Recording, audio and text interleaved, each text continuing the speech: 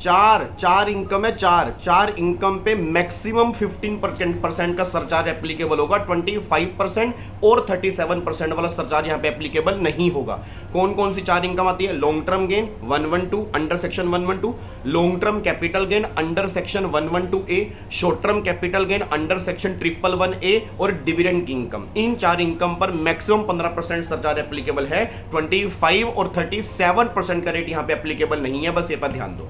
अब जब तुम्हें कंबाइन इनकम दी होगी तो कंबाइन इनकम में सरचार्ज एप्लीकेबल कैसे करेंगे, उसके बहुत सारे क्वेश्चन हमने क्लास के अंदर भी डिस्कस किए थे। एक बार मैं आपको रिकॉल करवा देता हूं इसी 60 सेकंड के अंदर। सबसे पहला, अगर कंबाइन इनकम, नॉर्मल इनकम और ये चार स्पेशल इनकम, इनको जोड़ के 50 लाख तक है, कोई भी सरचार्ज नहीं है।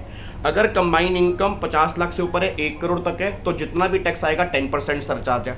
अगर कंबाइन इनकम तुम्हारी 1 करोड़ से ऊपर है, 2 करोड़ तक है, तो फिर जितना भी टैक्स आएगा 15% सरचार्ज है। Alert alert alert alert. अगर तुम्हारी कंबाइन इनकम, मतलब वो कंबाइन इनकम दोनों को मिला के अगर 2 करोड़ से ऊपर है, तो गवर्नमेंट कह रही जो भी तुम्हारी स्पेशल इनकम है उसके टैक्स पर पहले 15% सरचार्ज लगा दो, क्योंकि वहां 15 से ऊपर लगना ही नहीं है। अब स्पेशल पे लग गया, फिर अब चेक करो तुम्हारी इन चार स्पेशल इनकम को छोड़ के जो अदर इनकम बची है वो अदर इनकम कितनी है। अगर तुम्हारी जो अदर इनकम है वो 2 करोड़ रुपए तक है, तो उसके टैक्स पर भी 15% सरचार्ज लगेगा।